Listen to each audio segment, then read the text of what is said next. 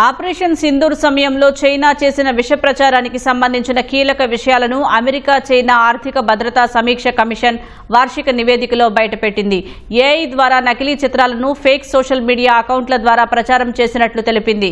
China తన ఆయుధ సంపత్తిని గొప్ప చూపే ప్రయత్నం చేసినట్లు వివరించింది. భారత్ చైనా సంబంధాలు గాడిన పడుతున్న వేళ ఒక నివేదిక విడుదల చేసిన అమెరికా అందులో సంచలన విషయాలు బయటపెట్టింది. పహల్గాం ఉగ్రదాడికి ప్రతీకారంగా వైమానిక దళం నిర్వహించిన ఆపరేషన్ సింధూర్పై చైనా విష ప్రచారం చేసినట్లు పేర్కొంది. భారత్ను లక్ష్యంగా చేసుకుని కృత్రిమ మేధ సాయంతో చైనా తప్పుడు సమాచారాన్ని వ్యాప్తి చేసిందని అమెరికా కాంగ్రెస్ నిపుణుల సంఘం ఆరోపించింది. అమెరికా చైనా ఆర్థిక భద్రతా సమీక్ష కమిషన్ వార్షిక నివేదికలో ఈ అంశాన్ని ప్రస్తావించింది. ఏఐ ద్వారా తయారు చేసిన నకిలీ చిత్రాల్ని ఫేక్ సోషల్ మీడియా అకౌంట్ల ద్వారా చైనా ప్రచారం చేసినట్లు నివేదిక వెల్లడించింది. ఆ చిత్రాల్లో రఫేల్ యుద్ధ విమానాల శకలాల్ని చూపినట్లు తెలిపింది. తమ క్షిపణులతో భారత్, ఫ్రాన్స్ యుద్ధ విమానాల్ని కూల్చేశామని చైనా ప్రచారం చేసినట్లు అమెరికా పేర్కొంది.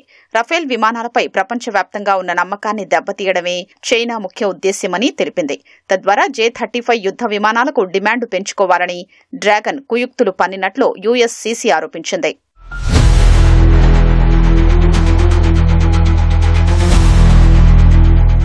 చైనా అనుసరిస్తున్న గ్రే జోన్ స్ట్రాటజీలో ఈ అసత్య ప్రచారం ఒక భాగమని యుఎస్సిసి నివేదిక తెలిపింది. నేరుగా తలపడే పని లేకుండా భౌగోళిక రాజకీయాలపై ప్రభావం చూపేందుకే చైనా ఇలాంటి వ్యూహాల్ని రచించినట్లు పేర్కొంది. ఆపరేషన్ సింధూర్ విజయం భారత సైనిక సామర్థ్యాన్ని పెంచిన నేపథ్యంలో చైనా తప్పుడు వార్తల ప్రచారం ద్వారా డిజిటల్ దాడికి దిగిందని నివేదిక పేర్కొంది. సరిహద్దులో భారత్ చైనా మధ్య అనిశ్చితి ఇంకా సద్దుమణగలేదని నివేదిక స్పష్టం చేసింది. సరిహద్దు సమస్యపై ఇటీవల కుదిరిన ఒప్పందాలు తాత్కాలికమే అని, వాటి అమలుకు స్పష్టమైన విధానాలు రూపొందించలేదని ప్రస్తావించింది.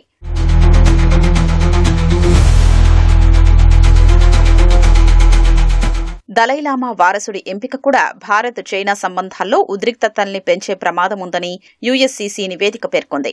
కొన్ని నెలలుగా భారత్, అమెరికా మధ్య సంబంధాలు తిరిగి గాడిన పడుతున్నాయని, త్వరలో వాణిజ్య ఒప్పందంపై తొలి విడత ప్రకటన రావొచ్చని యుఎస్సిసి అంచనా వేసింది.